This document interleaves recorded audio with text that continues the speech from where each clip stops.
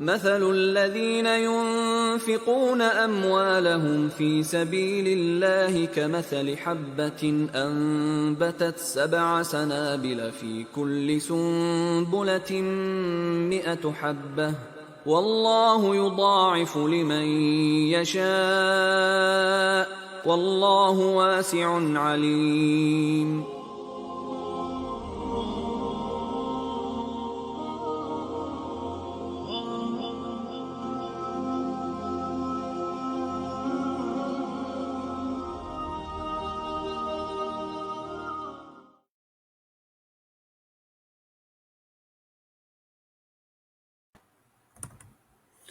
Assalamu alaikum everyone. Alhamdulillah, Jazakumullah khair for joining this wonderful event organized by ICN. As you all know, Alhamdulillah, those who are not following through, ICN has been conducting a series of events during the whole month of Ramadan, and Alhamdulillah, we have been going through the last 10 days of this Ramadan. So I inshallah, we are organizing much more good events from ICN. So today, inshallah, the event has been organized by ICN Spiritual Committee. Alhamdulillah, ICN Spiritual Committee has been working throughout the year, organizing various events like the Quran competition and for example, this event, and a lot of workshops, and inshallah, many more to come throughout the year, inshallah. I request all of you brothers to follow along this ICN Spiritual Committee and all the committees which has been doing a tremendous job conducting various events, especially doing virtually as well, inshallah. So in this today's event, inshallah, Mufti Abrar will be talking about the Tazkiyatun Nafs, inshallah. So the format of this event is I'll be introducing Mufti Abrar, and inshallah he will be doing the speech, followed by the question and answers if there's any. And inshallah, I request all the participants, if there's any questions, you can put it on the chat, and these questions will be answered at the end of the event and followed by the concluding dua, inshallah. With that, a little introduction about Mufti Abrar. Alhamdulillah, Mufti Abrar began his Arabic and Islamic studies at Benedictine University, Lyle, Illinois. While enrolled in a degree program in information systems, simultaneously he began formal studies at Darul Qasim, an accelerated adult learning institute in Glen Ellen, Illinois. He later enrolled in a summer Arabic program at Mahad Ta'alim al-Islam in Elgin, Illinois, upon which he decided to continue his studies in the religious sciences and helped from the first batch of graduate students from the Alim program. He thus had the good fortune to study under recognized scholars, including the renowned commentator of the Quran and former Sheikh al-Hadith of the Darul Ulum in Deoband, Maulana Muhammad Naeem, rahimahullah, under whom he completed the study of Sahih al-Bukhari.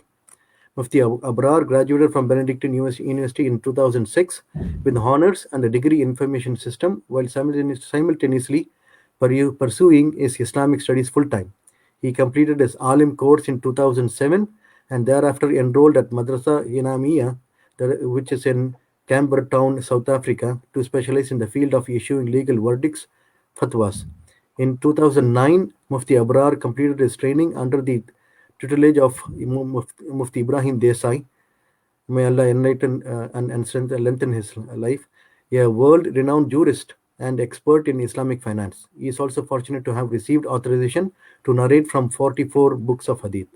Mufti Abrar is the founder of the American Fiqh Academy and is active in the field of research and issuing legal verdicts, which is fatwas. In addition, he serves as an instructor of jurisprudence and hadith to advanced Alim course students in Chicago, and he also trains ulama in the field of issuing legal verdicts. With that, inshallah, I hand over to Mufti Abrar, inshallah. Jazakumullah khair.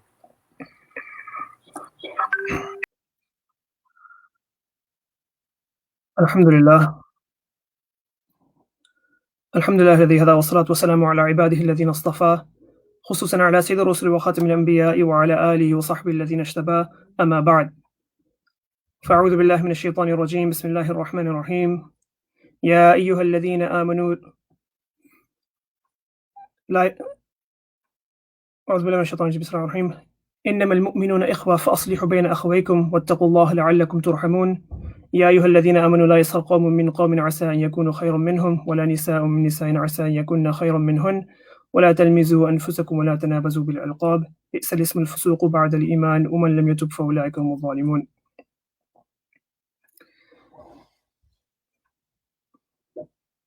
Respected listeners, Assalamu alaikum wa rahmatullahi wa barakatuh. First, I would like to thank Brother Dawood and ICN for inviting me to speak. And it's always nice to speak at ICN.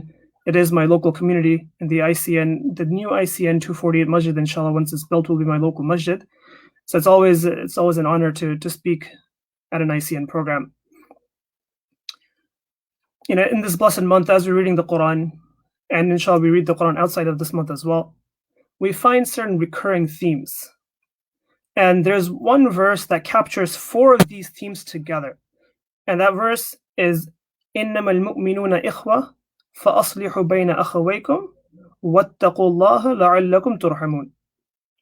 That verily the believers are brothers, so reconcile amongst your brothers and have taqwa of Allah subhanahu wa ta'ala, be cognizant of Allah subhanahu wa ta'ala, so that Allah subhanahu wa ta'ala may have mercy on you. That the unity of the Muslim ummah, the concept of reconciling between people, observing taqwa, and attracting the mercy of Allah subhanahu wa ta'ala. These 4 themes are captured in the single verse. And the Muslim ummah is meant to be united, and that unity demands that we always look for opportunities to reconcile between people. People by nature have conflicts, and that unity demands that we look for opportunities to reconcile between people. And our taqwa demands that we do it. And if we do it, then it will open up the doors of Allah subhanahu wa ta'ala's mercy. These 4 themes are captured together in this single verse. And our religion is one of unity and love for fellow believers, and one that encourages reconciling between the hearts to keep relationships strong. And I'd like to review this at 3 different levels. One is that reconciliation of the heart within spousal relations between husband and wife. Second is within familial relations, so a bit broader within the family, broader family. And then third is within communal relations at the community level, the concept of reconciling and keeping the hearts joined at the entire broader community level as well. So these 3 ones, the spousal relations, familial relations, and then communal relations. And each of these could be a separate talk series of its own, but inshallah we'll try to put them together and cover them all in the single session. The Prophet ﷺ, if you look at the Prophet ﷺ with his wives, there was a dual relationship there. As a messenger, and the Prophet being the messenger and his wives being members of his ummah, there was that relationships where he was the messenger and they were part of the ummah. And in those cases, the wives never went against the Prophet in anything, just like the companions never went against the Prophet in anything.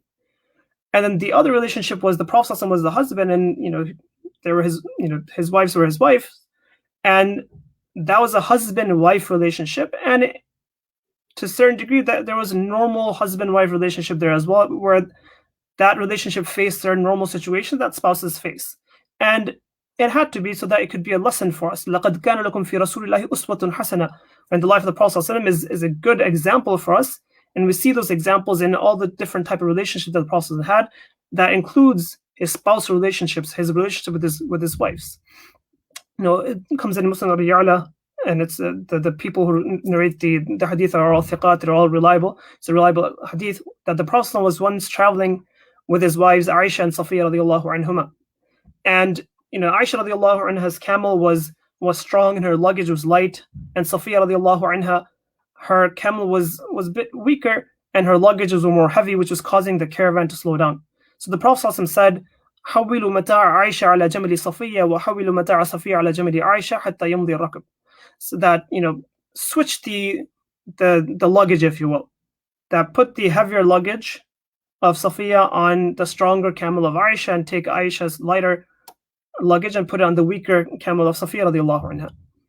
Now, Aisha radiallahu anha, when she found this out, she became a bit sensitive about it, and she was a bit emotional, and she responded and said, غَلَبَتْنَا هَذِهِ الْيَهُودِيَّةُ عَلَى رَسُولِ اللَّهِ. And she made certain statements that the Prophet could tell she was very emotional at that time. And at that time, the Prophet didn't respond by getting angry and saying, why are you saying such words? Or that, this is, why are you questioning what I'm doing? Or this is, the objection is not logical, or anything of that nature. The Prophet didn't object. Rather, the Prophet remained very calm, and he explained to her and said, Ya Umm Abdullah, inna mata'hi kana fihi khaffan وكان متاع صفية فيه ثقل فأبطأ بالركب فحول متاعها على بعيرك وحول متاعك على بعيرها. The Prophet explained the circumstance of the situation to her and saying that, oh Abdullah, here's what we did and here's why we did it. And he remained very calm and he remained composed and he didn't get emotional, especially when he saw that the other party was. And Aisha radiallahu anha, she said, أَلَسْتَ تَزْعُمُ عَنَّكَ رَسُولُ اللَّهِ أَفَلَا عَدَلْتَ, that she said, but don't you, since aren't you the messenger of Allah sallallahu alaihi wasallam, that aren't you the messenger of Allah, you should have acted with what she perceived to be more just. So the Prophet, again, he didn't become upset, right? That there's no benefit in becoming upset when the other person's also upset, that it doesn't lead toward reconciliation of the hearts. If you want to reconcile, that one of the parties must remain calm. So the Prophet ﷺ, he didn't get upset again. He jokingly just said, why, Aisha, do you have any doubts? But Abu Bakr radiallahu anhu, when he heard this, he came and Aisha radiallahu anhu says, Sami'ani Abu Bakr, and فَأَقْبَلَ عَلِيَ فَلَطَمَ وَجْهِ, that Abu Bakr radiallahu anhu came and he physically reprimanded Aisha radiallahu anha about what are you saying? But again, the Prophet ﷺ, ever the one to try to bring their hearts together, he diffused the tension and he said, Mahlan ya Abu Bakr, Abu Bakr, take it easy, calm down, it's okay. And he said, Ya Rasulullah, ama sami'ta ma qalat, that, oh Messenger of Allah, didn't you hear what she said? And the Prophet said again that it's okay, it's natural, somebody gets upset, they say certain things. And he not only maintained calmness while his wife was upset, but he kept others calm as well. He made that effort to reconcile the hearts between him and his wife, between the hearts between of his wives, the heart between his wife and her father.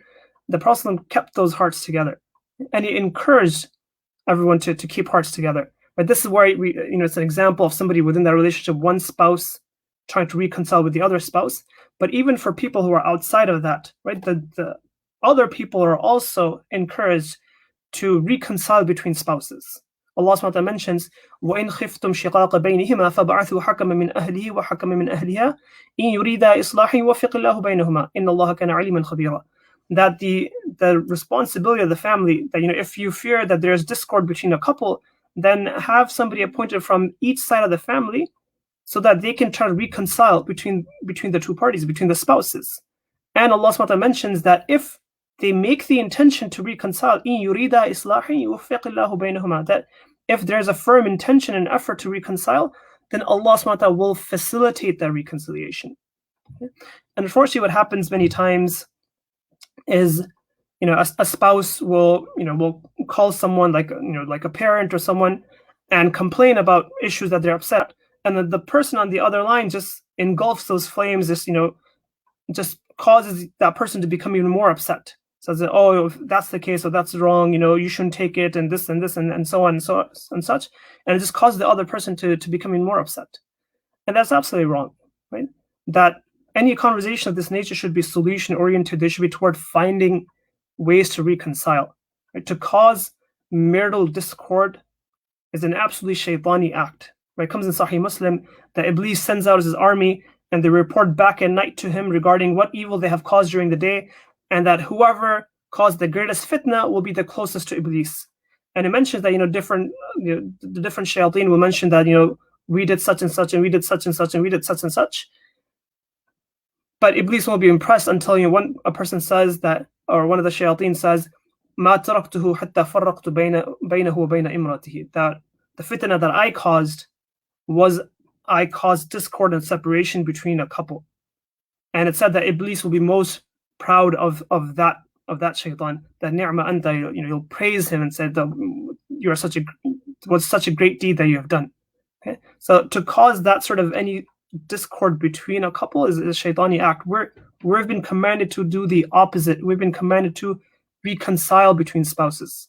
Okay? The Prophet disowned the person who, instead of reconciling between a couple, actually causes marital conflict.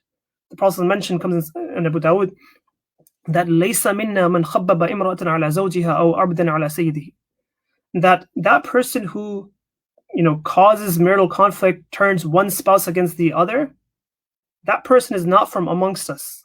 Right? That person has done such an act that it's not possible that he's from amongst us. Right? That we as Muslims, that is completely not something that we do. That's very foreign, external to us. We have been commanded to reconcile between spouses, right? Whether it's between us and our spouse or between two other spouses. And this is the command that we have been given. And this is reconciling the hearts of the spousal relationships level. And before talking about, now at the kind of slightly one step above a slightly broader level of familial relations, amongst a broader family, siblings, cousins, aunts, uncles, and such, let's first understand one point. Sins are committed out of one or two reasons. Either the shaitan and nafs cause a desire in the person to do a wrong deed, and then he does so by his own accord. That's one reason why a person commits sins. And the other reason why a person commits sins is that other people request and sometimes pressure the person to do sins, which then he does by his own accord.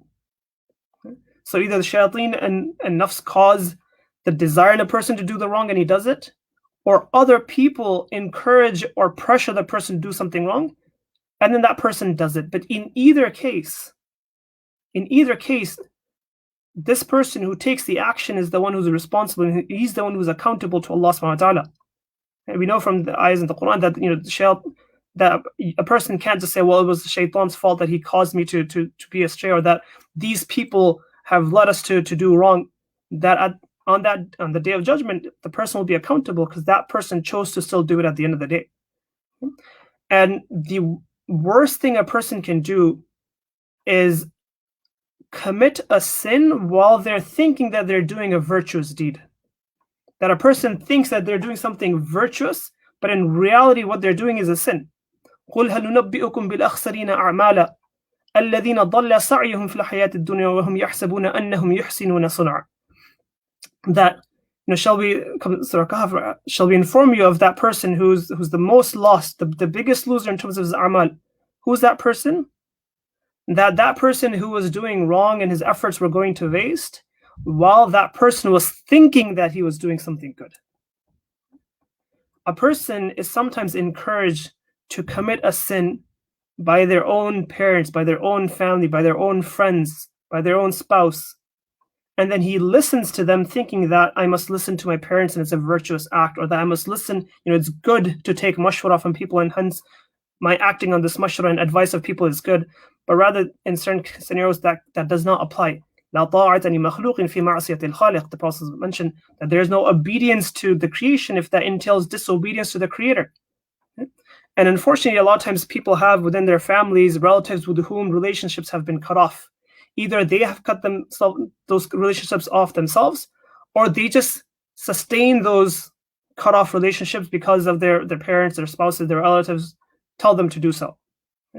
And they just maintain those family cuts, which has now run in their families. Reconciling the hearts of the broader families and joining family ties, the silatul rahim, is a command. It does not matter who cut off the relationships. We have been commanded to join relationships, to reconcile hearts between the families. It comes in Sahih Bukhari, the Prophet mentioned that لَيْسَ الْوَاصِلُ بِالْمُكَافِي وَلَكِنَّ الْوَاصِلَ الَّذِي إِذَا قُطِعَتْ رَحِمُهُ وَصَلَهَا. It's a very important concept in our lives, right? The Prophet mentioned that person who joins family relationships is not the person who simply reciprocates. They have joined and hence we will join relationships.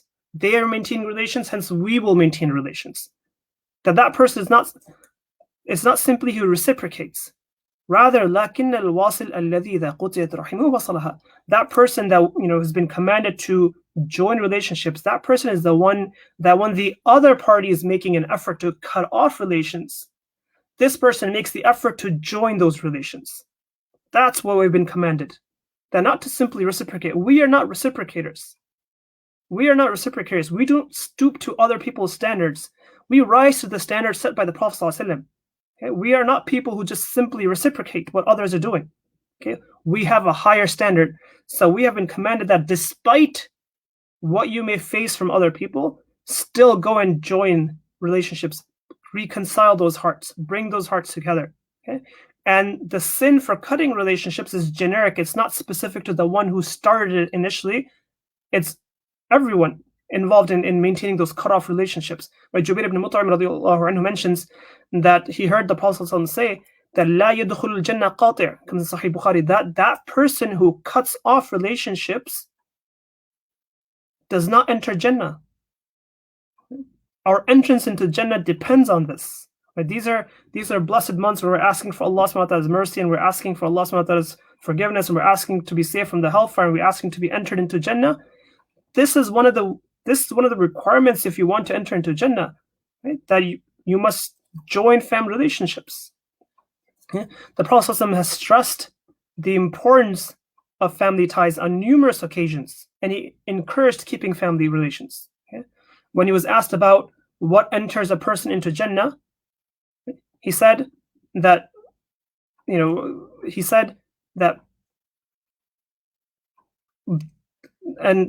تعبد الله ولا تشرك به شيئا وتقيم الصلاة وتؤتي الزكاة وتصل الرحم.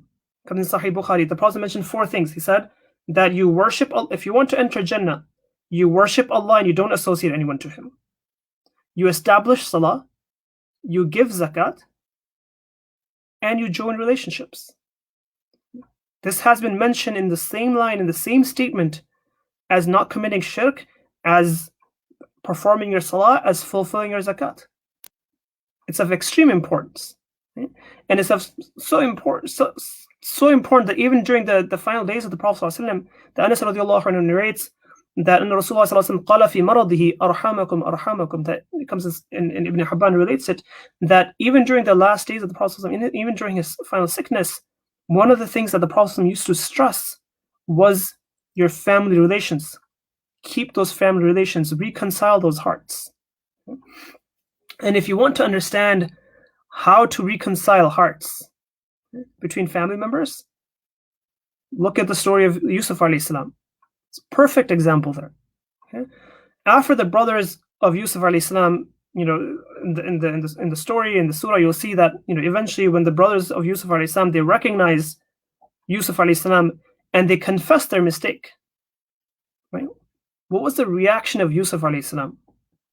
He didn't hold them blameworthy. He didn't reprimand them. He didn't drive in the point of the wrong that they had done and the oppression that they had committed on him, and so on and so forth. When the brothers of Yusuf alayhi salam said, قَالُوا تَاللَّهِ لَقَدْ آثَرَكَ اللَّهُ عَلَيْنَا وَإِن كُنَّا لَخَاطِئِينَ, that verily Allah Ta'ala has preferred you over us, and we were definitely wrong. The response from Yusuf alayhi salam at that point was, قَالَ لَا تَثْرِيبَ عَلَيْكُمُ الْيَوْمِ, that today there is, don't worry about asking for an apology or forgiveness and so on. There's no blame on you. لا تثريب عليكم اليوم. There's no blame on you. That don't worry about it. يغفر الله لكم وهو أرحم الراحمين. That then he's supported and said that don't worry about it. There's nothing from my end. Allah will forgive you, and Allah subhanahu wa ta'ala is Arhamur Rahimin. Okay? So that kept it positive and said, don't worry about it. Allah will forgive, and Allah's Arhamur Rahimin. He's certainly going to forgive. Okay? That was completely an effort to reconcile. Right? There's no effort to drive in any mistakes that the person and the people made. It was entirely about reconciling the hearts. In the surah, وَرَفَعَ أَبَوَيْهِ عَلَى الْأَرْشِ وَخَرُّوا لَهُ سُجَّدًا وَقَالَ يَا أَبَتِ هَذَا تَأْوِيلُ رُؤْيَايَ مِنْ قَبْلُ قَدْ جَعَلَهَا رَبِّي حَقًّا. In the story, when then the entire family of Yusuf alayhi salam came and they went into sajda for him out of respect, and he mentioned that this was the interpretation of the dream that I had seen as a child, and Allah subhanahu wa ta'ala has brought it to reality now. Yusuf alayhi salam then says, وَقَدْ أَحْسَنَ بِي إِذْ أَخْرَجَنِي مِنَ السِّجْنِ وَجَاءَ بِكُم مِنَ الْبَدْوِ مِنْ بَعْدِ أَنْ نَزَغَ الشَّيْطَانُ بَيْنِي وَبَيْنَ إِخْوَتِي إِنَّ رَبِّي لَطِيفٌ لِمَا يَشَاءُ إِنَّهُ هُوَ الْعَلِيمُ الْحَكِيمُ. That Yusuf alayhi salam, then when he's praising Allah subhanahu wa ta'ala, he's being thankful. He says that Allah subhanahu wa ta'ala has done a huge favor on me. وَقَدْ أَحْسَنَ بِي إِذْ أَخْرَجَنِي مِنَ السِّجْنِ, when Allah subhanahu wa ta'ala took me out from the prison. Now, from the story of Yusuf alayhi salam that being taken out from the prison happened much later. What had happened earlier on, the earlier favor from Allah subhanahu wa ta'ala, was when Allah subhanahu wa ta'ala took him out of that well that his brothers threw him in. But the Mufassirun mentioned that Yusuf alayhi salam here, when he was recognizing the ihsan of Allah subhanahu wa ta'ala, he didn't mention when Allah subhanahu wa ta'ala took him out from the well, because then that would have reminded the brothers about their wrongdoing. And reminding family and others about the wrongdoing that they had done is not beneficial to reconciliation. So hence, Yusuf alayhi salam didn't mention that ni'mah of Allah subhanahu wa ta'ala. Rather, he mentioned something else that the brothers had no part of, which was إِذْ أَخْرَجْنِي مِنَ السِّجْنِ, that when Allah subhanahu wa ta'ala took me out from the prison. This is the concept of satr in our deen, of concealing and avoiding unnecessarily discussing people's sins and errors. And even thereafter, Yusuf alayhi salam says, وَجَاءَ بِكُم مِنَ الْبَدْوِ مِن بَعْدِ أَن نَزَغَ الشَّيْطَانُ بَيْنِي وَبَيْنَ إِخْوَتِي. And then now, Allah subhanahu wa ta'ala has brought you all here to me after مِن بَعْدِ أَن نَزَغَ الشَّيْطَانُ بَيْنِي وَبَيْنَ إِخْوَتِي. After shaitan had, caused certain disputes between me and my brothers. And again, look at that wording. He didn't say after the oppression that my brothers had done on me, or after I was wronged by my brothers, or after the difficulties I had to face because of what my brothers had done, and so on. He didn't place any blame on the brothers. He simply tied the blame to shaitan and said, after shaitan caused some issues. And not after shaitan, misled my brothers or such. After shaitan caused some issues between me and my brothers. Bayni wa bayna ikhwati. Again, no association to the brothers in any sense. That was not that shaitan's influence on my brothers, or shaitan caused my brothers to do something. It was shaitan caused issues between me and my brothers. That approach is most fruitful to reconciling between family, to reconciling between hearts. That you don't blame people and remind them for what they have done, the wrong that they have done. When Abu Bakr radiallahu anhu, in the story in Surah Nur, in the story of the ifk, when certain people had spread certain rumors about Aisha radiallahu anha, and certain Sahaba, they had also become prey to the fitna that was happening, where they also facilitated in some of the spreading of the rumors. And one of them was a Sahabi by the name of Mistah radiallahu anhu, who was a relative of Abu Bakr radiallahu anhu. And he was someone who was in financial difficulties. So Abu Bakr radiallahu anhu used to financially support him. Now, when Abu Bakr radiallahu anhu realized that this relative of his, Mistah radiallahu anhu, was someone who was involved in spreading of these rumors. And if you read the tafsir there, you see the sadness that Aisha radiallahu anha went through because of that, right? And the effect that the toll that it took on her health, and how much concern it caused to the Prophet ﷺ, that Abu Bakr radiallahu anhu, from multiple angles, now he's definitely affected here, right? The pain that he sees his daughter going through, and the pain that he sees his closest friend and his Nabi going through. So then Abu Bakr radiallahu anhu, at that point, he took an oath, and he said that I will no longer financially support this relative Mistah radiallahu anhu anymore, because of his involvement in spreading of these rumors. And when Abu Bakr radiallahu anhu took that oath, then Allah subhanahu wa ta'ala revealed verses discouraging that. And Allah subhanahu mentions that وَلَا يَأْتَلِ أُولُو الْفَضْلِ مِنْكُمْ وَالسَّعَةِ أَنْ يُؤْتُوا أُولِي الْقُرْبَى وَالْمَسَاكِينَ وَالْمُهَاجِرِينَ فِي سَبِيلِ اللَّهِ. That you shouldn't take such an oath. Right? Don't take such an oath. وَلْيَعْفُوا وَلْيَصْفَحُوا أَلَا تُحِبُّونَ أَنْ يَغْفِرَ اللَّهُ لَكُمْ وَاللَّهُ غَفُورٌ رَحِيمٌ. That rather pardon, overlook, forgive. Don't you want that Allah subhanahu wa ta'ala should forgive you? Right? That no matter what wrong anyone has done to us, it absolutely cannot compare anything to the wrong that we do in terms of the rights of Allah subhanahu wa ta'ala. That on all the mistakes and the shortcomings and the sins that we commit, where it was the right of Allah subhanahu wa ta'ala that we shouldn't do that our violation of those rights of Allah subhanahu wa ta'ala is greater than any violation of our rights that anybody else is doing. So Allah subhanahu wa ta'ala mentions that forgive people, overlook their shortcomings, let it go. Don't you want that Allah will forgive you? Meaning you forgive people, and it will be a means of Allah subhanahu wa ta'ala to forgive you. Okay? That don't cut relations, don't distance people, bring the hearts together. Okay? And when a non-obligatory, purely voluntary act was not to be stopped in the most serious of family violations, then what is the justification for cutting the obligatory joining of family ties for much lesser reasons? Okay? Again, this is the theme of reconciling hearts that we find in the Quran. We see it and in the hadith of the Prophet ﷺ, and we see it in terms of spousal relations, keeping the hearts reconciled between the spouses. We see it in the sense of reconciling the hearts and keeping the hearts together between family members. And then finally, let's take a look at the concept of reconciling hearts at then one level higher, the broadest level, which is at the community level. And in the verses of Surah Hujurat, in Surah Hujurat, Allah subhanahu wa ta'ala instructs us of what to do when we find conflict between Muslims. Allah subhanahu wa ta'ala mentions, وَإِن طَائِفَتَانِ مِنَ الْمُؤْمِنِينَ اقْتَتَلُوا فَأَصْلِحُوا بَيْنَهُمَا. Okay? When you find two groups of believers, right, who are opposing one another, then reconcile between them. That's the hukum we have been given. Okay? It's at the broader community level. That you find two groups of people fighting, you don't just step back and say, not my issue. No, you take action, and which is that you try to reconcile between them. Okay? And if the oppressing party will not reconcile and will not stop their oppression, then help stop that oppression. فَإِن بَغَتْ إِحْدَاهُمَا عَلَى الْأُخْرَى فَقَاتِلُوا الَّتِي تَبْغِي حَتَّى تَفِيَ إِلَى أَمْرِ اللَّهِ. Okay? But then now, once that oppression has been stopped, then the focus should not be on punishment. The focus should not be on trying to get an apology. The focus should not be on making people realize the wrong and things of that nature. Rather, the focus should not be just on reconciliation. فَإِن فَاءَتْ فَأَصْلِحُوا بَيْنَهُمَا بِالْعَدْلِ وَأَقْسِطُوا إِنَّ اللَّهَ يُحِبُّ الْمُقْسِطِينَ. Then now, reconcile between them. Okay, reconcile with justice. Allah subhanahu wa ta'ala loves those who are just in that manner.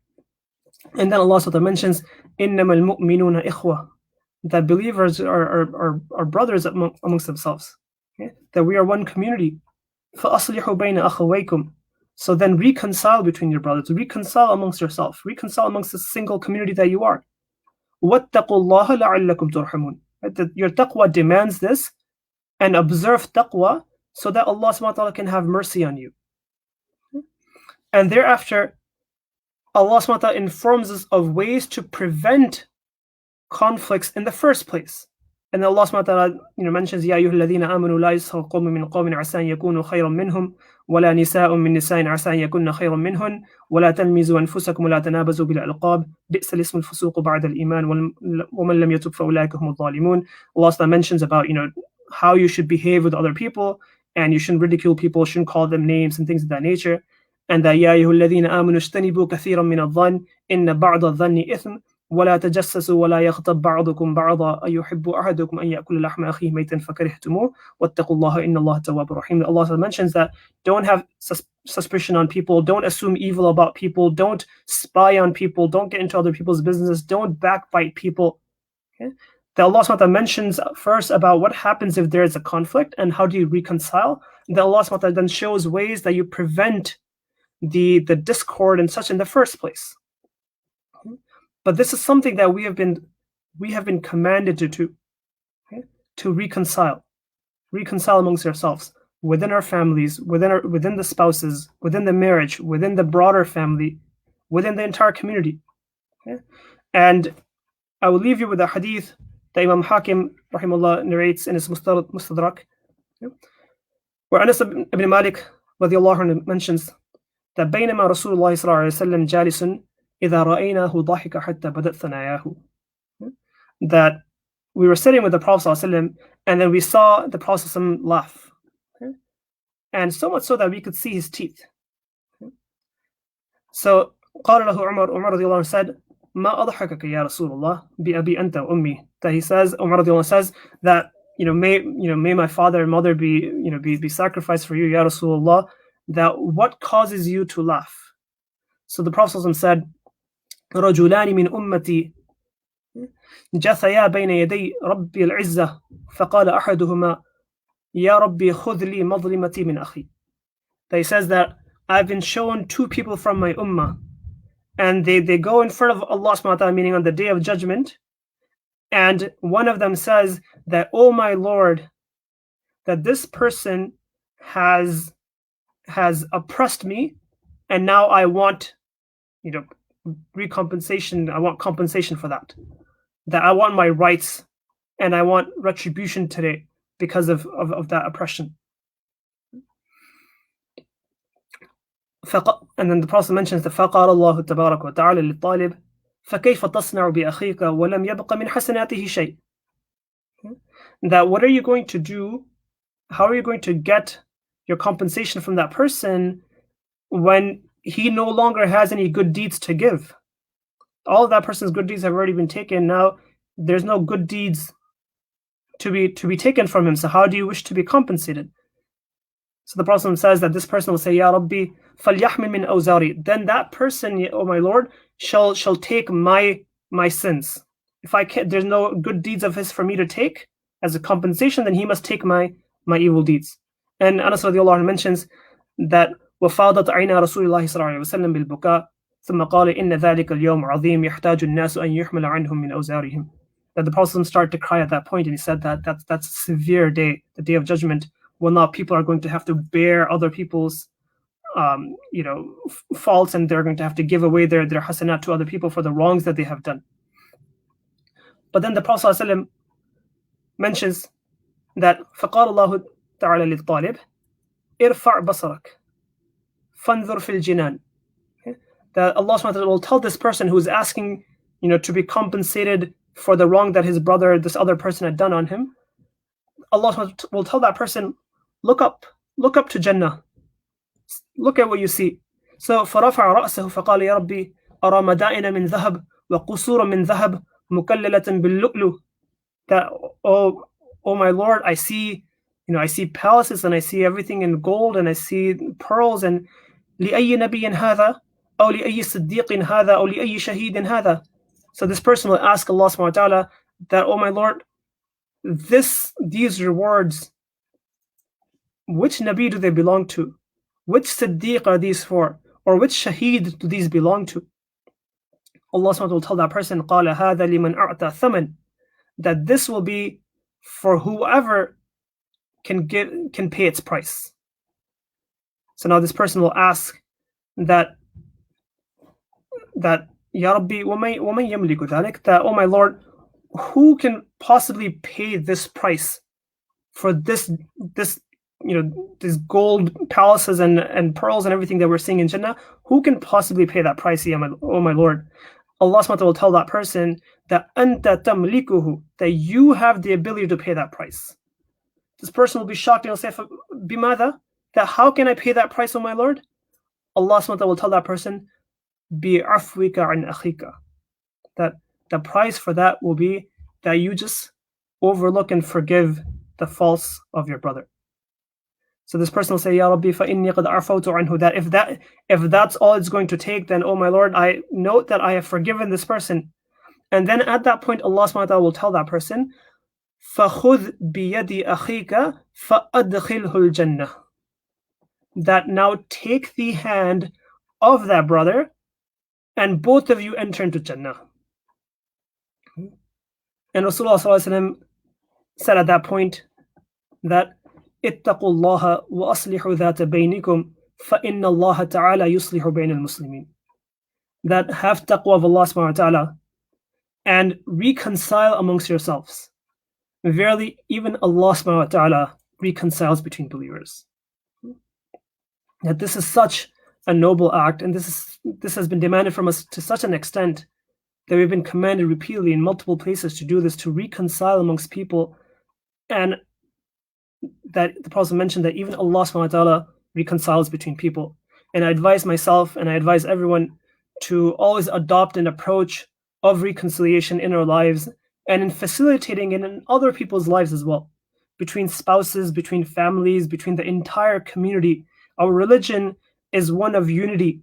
It's one of reconciliation. It is one of husn al-dhan, of assuming positive about people, always assuming positive about people. Okay? And one of satr, of avoiding unnecessary exposure of people's shortcomings and people's faults. Okay?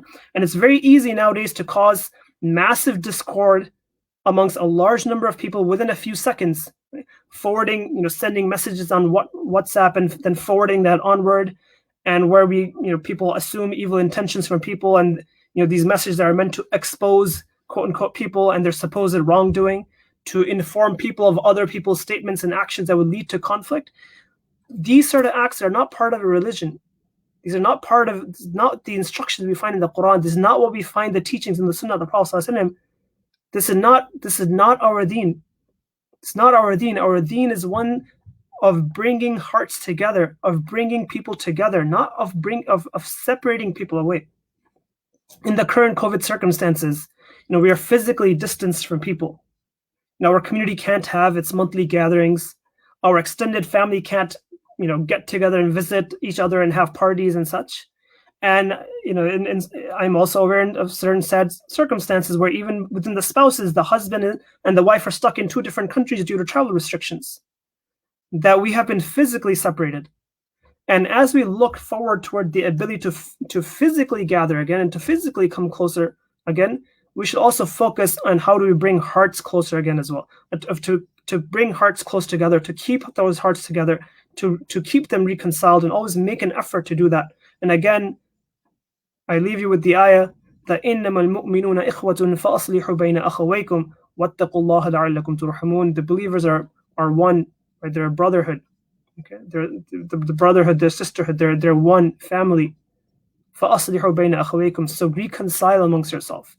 Make the effort. Bring hearts together. Wherever you find discord, the effort should be to bring the hearts together. We're not even people who will just be bystanders. We're people who are people who will go and take action to bring those hearts together. Have taqwa of Allah subhanahu wa ta'ala. Our taqwa demands this, and if we were to do this, then inshallah we will get the mercy of Allah subhanahu wa ta'ala that we so long and we desire for, and that we always make dua for. And we ask Allah subhanahu wa ta'ala that He grants us the tawfiq to implement this in our lives, that we keep good relations amongst ourselves, within our families, within the broader community, that He keeps our hearts together, that He saves us from discord. Wa akhiru da'wana alhamdulillahi rabbil alameen.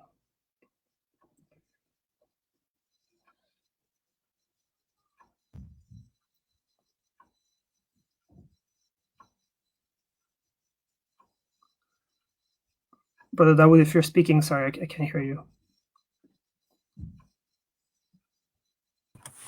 Sorry, I was on mute. Sorry. Yeah.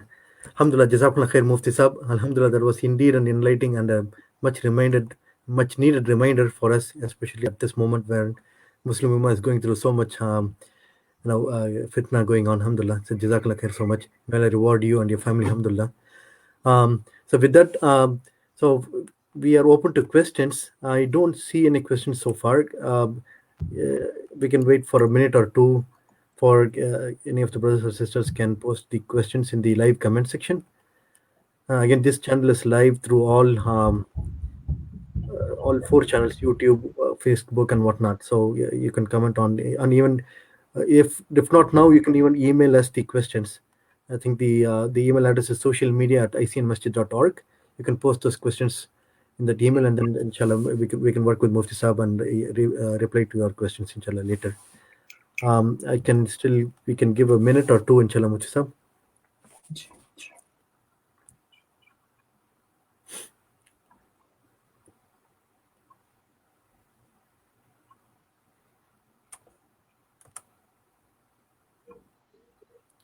There's I think more of a comment. Leadership at all levels enable bringing of hearts together. Yeah.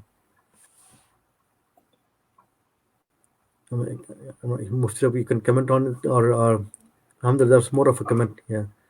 And that's a comment or maybe a question. Domestic violence, etc. In those cases, advice to reconcile may not be inappropriate. How would you answer that now, Mufti Sahab? Yeah, I mean, it's a very valid point. When we're talking about reconciling between people, and we're talking about the concept of satr, of concealing people's faults and such, this doesn't entail that we allow oppression to happen. And I recited the ayahs earlier, where Allah mentions that if you find that there's conflict, then reconcile. And part of reconciling entails that you end the oppression that you may be finding from people. And Allah then mentions that, call them toward Allah subhanahu wa ta'ala, and if they don't, then Allah mentioned, then okay, then you can, if there's a conflict, then you can take the side of the party that is being oppressed, on the side of the haqq, and go against the oppression to put the oppression to an end. So, when we're talking about the aspect of reconciling the hearts and such, it doesn't mean that we just simply let any oppression carry on. Okay, whether it's domestic violence or any other sort of violence, any other sort of oppression, we absolutely don't let that carry on. The effort should be to put that at an end. The effort should be to end the oppression. Okay? And now when the oppression has ended, people have made tawbah and such, and then we bring the hearts together. But it absolutely doesn't entail that we just overlook and turn the other way and let oppression carry on either. That's certainly not what reconciling entails. Exactly. And there's another question. The one which you recited, really the believers are brothers. So they're asking the reference for the surah name and the verse number. It's from Surah Hujurat. The ayahs that I recited were verses 9 to 12. So the specific one about innamal mu'minuna ikhwa, that's verse number 10, I believe. MashaAllah. That's nice.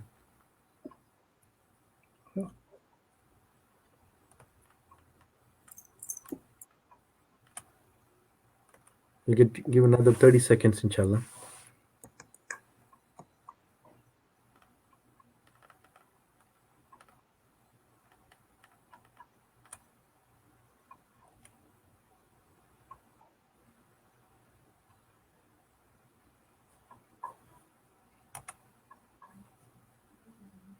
We don't see any questions in email either.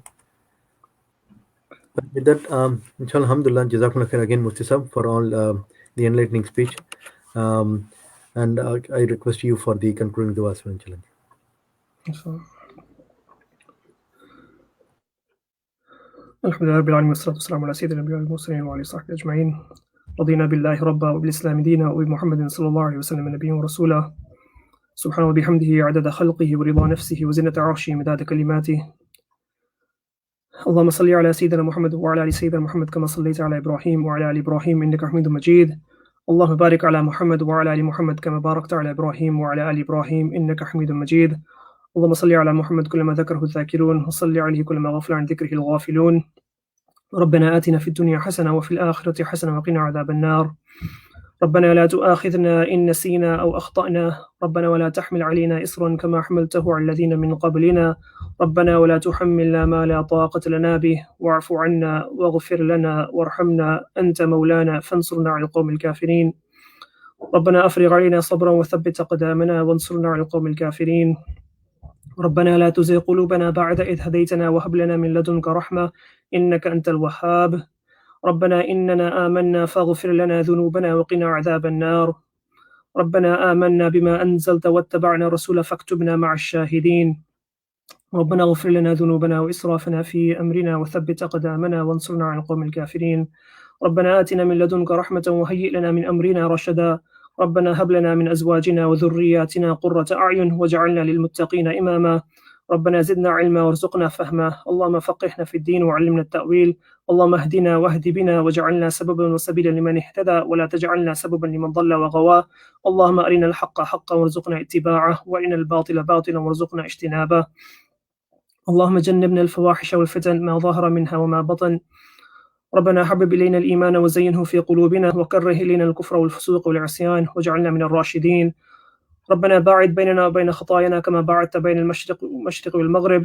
اللهم الطف بنا في تيسير كل عسير فإن تيسير كل عسير عليك يسير. اللهم اغفر لحينا وميتنا وشاهدنا وغائبنا وصغيرنا وكبيرنا وذكرنا وانثانا. اللهم من أحييته منا فأحيه على الإسلام ومن توفيته منا فتوفه على الإيمان. اللهم ارحم أمواتنا. اللهم ارحم أمواتنا. اللهم ارحم أمواتنا. اللهم اغفر لهم وارحمهم وعافيهم واعف عنهم واكرم نزلهم ووسع مدخلهم واغسلهم من الماء والثلج والبرد ونقهم من الذنوب والخطايا كما ينقى الثوب الأبيض من الدنس. اللهم جازهم الحسنات إحسانا وبالسيئات عفوا وغفرانا. اللهم أنزل على قبورهم الضياء والنور والفسحة والسرور اللهم ارزقنا رزقا حلالا طيبا كثيرا مباركا فيه. اللهم اجعلنا من أهل القرآن، اللهم اجعلنا من أهل القرآن، اللهم اجعلنا من أهل القرآن الذين هم أهلك وخاصتك يا ذا الجلال والإكرام. اللهم ذكرنا منه ما نسينا وعلمنا منه ما جهلنا وارزقنا تلاوته آناء الليل وطرف النهار على الوجه الذي يرضيك عنا. Ya Allah, we ask for your forgiveness, we ask for your mercy. Ya Allah, we ask for freedom from the hellfire. Ya Allah, we ask for your Jannah, we ask for the Shafa'ah of your Nabi Sallallahu Alaihi Wasallam. Ya Allah, we ask that we pass away with Iman, we live with Iman, that we pass away with Iman. Ya Allah, we ask that you make the removal of our souls from our bodies at the time of our passing easy, and that you make the questioning the grave easy. Ya Allah, we ask that you ease the difficulties of the day of judgment when we are resurrected. We ask for the shafa'ah, the intercession of your Prophet ﷺ on that day. We ask to drink from the blessed hands of your Nabi ﷺ on that day. Ya Allah, we ask to enter into Jannah on that day without any difficulty, without any sins and any dhulm that we have to compensate for. Ya Allah, we ask that you make our mizan of good deeds heavy, and that you keep us firm on the sirat, and that Ya Allah, you save us from any of the torments and punishments. Ya Allah, we ask that we come to you that day with a clean heart, and that we are safe from any disgrace on that day. That ولا تخزني يوم يبعثون يوم لا ينفع مال ولا بنون إلا من أتى الله بقلب سليم. We ask that, Ya Allah, we not be disgraced on that day, and that we come with a clean heart. Ya Allah, we ask that you allow us to live with izzah, and that we pass away with izzah. That, Ya Allah, do not disgrace us in this dunya, and do not disgrace us in the hereafter. Ya Allah, you have put a curtain over sins, and have saved us from being exposed to people. Ya Allah, we ask that you continue to place that curtain over us, that you forgive our sins. Ya Allah, you give us the tawfiq to act on the knowledge that we do know, and that you increase us in our knowledge and grant us tawfiq to act on that knowledge. Ya Allah, we ask that you keep our hearts connected and reconciled. And Ya Allah, that you strengthen the bonds of marriage for those who are married, that you strengthen the bonds of parenthood and childhood for people, that you keep families together, that you keep their family relations strong, that among siblings and aunts and uncles and cousins and all families, that you keep the relationship strong, that within the community, Ya Allah, we ask that you keep the community strong, that you keep the community with a feeling of oneness, that we are one ummah, that we are one brotherhood, one sisterhood. Ya Allah, we ask that you save us from fitnas, and you save us from being cause of fitnas, and you save us from being those who get involved and become maftoon in fitnas.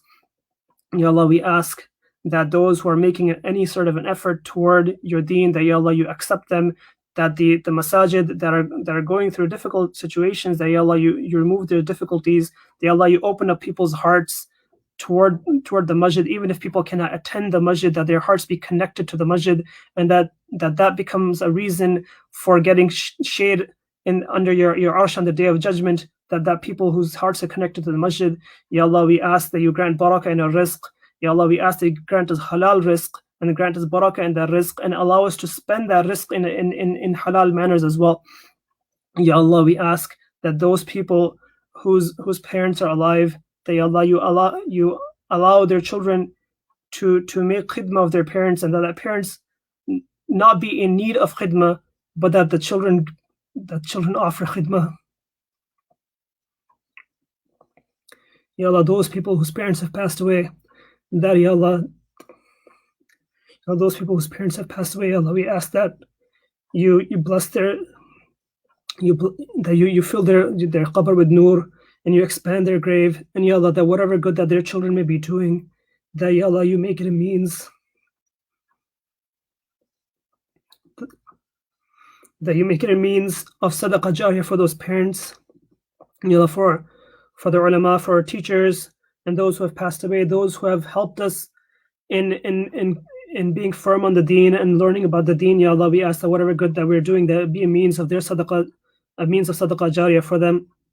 Ya Allah, we ask that you accept us, and that you forgive us, and that you elevate us, and Ya Allah, that the elevated spirituality that we may feel in this month, Ya Allah, that continues throughout the year. Ya Allah, that the connection with the Quran that builds in this month continues throughout the year.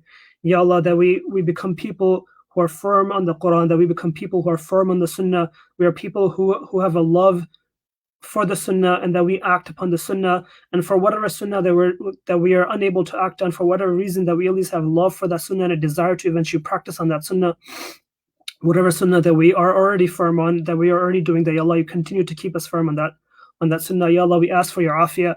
اللهم إنا نسألك العفو والعافية والمعافاة الدائمة في الدين والدنيا والآخرة. Ya Allah, we ask for your afiyah, for your protection.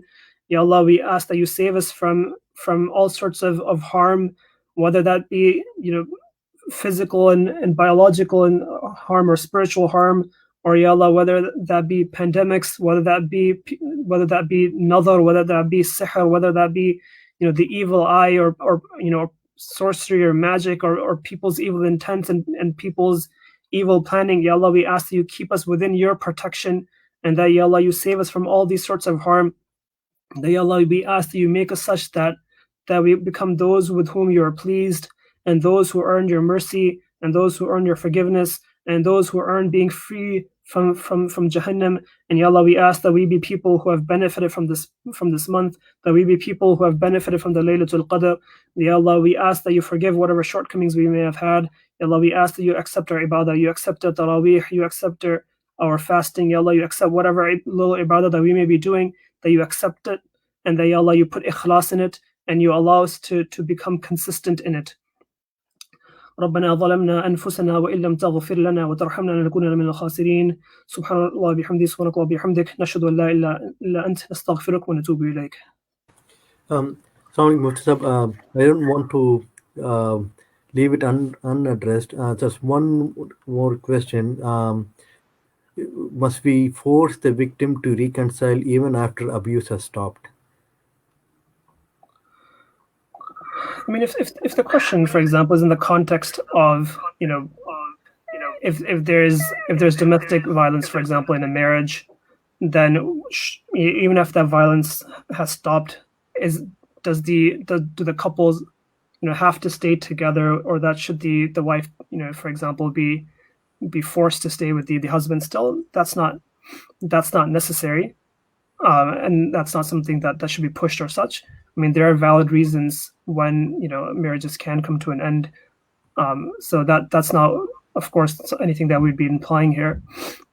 But in general, what we say is that people may have oppressed us, people may have wronged us, people may have violated our rights. But when people have, especially when people have asked for forgiveness, and people have made tawbah, and people have asked for forgiveness, that we forgive people, right? And that we do it so that we can earn the reward from Allah subhanahu wa ta'ala in the hereafter. That doesn't necessarily mean that everything has to go back to how it was previously or such.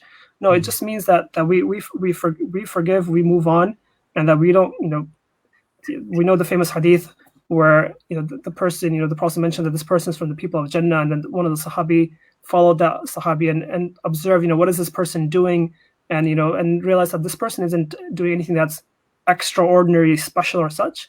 And when he inquired, he said that Sahabi said that I don't do anything special except that before I go to bed, I forgive people from and I cleanse my heart. So some of these matters are sensitive, and there's details in how to handle them best. But of course, when we're talking about reconciliation, we don't mean we don't mean that letting making people suffer any form of oppression. Rather, part of reconciliation entails you end oppression. And the Quran, in multiple places, also talks about that. We don't force a couple to separate. We don't force people to that if the people want to reconcile, then we facilitate it. But if they don't want reconciliation, in the sense that if people don't want to get back together within the bonds of marriage, then we don't force that either. Okay? And so hope that helps answer. Yeah, just a couple more comments. Jazakumullah khair, alhamdulillah. Reconciliation is noble cause. We pray to Allah subhanahu wa ta'ala to soften our hearts to reconcile with each other. Ameen. And then excellent lecture. Jazakallah Mufti Sahab, alhamdulillah. With that, we'll end this program, inshallah. Jazakumullah khair, inshallah. Jazakumullah khair. Assalamu alaikum. Welcome.